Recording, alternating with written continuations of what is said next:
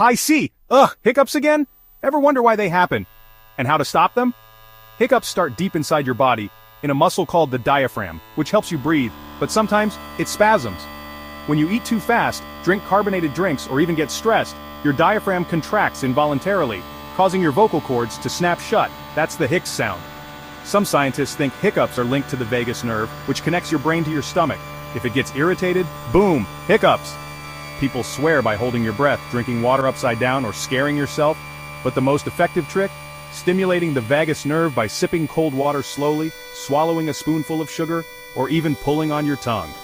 Now you know why hiccups happen, and how to stop them. Tag a friend who always gets hiccups and subscribe for more weird science facts.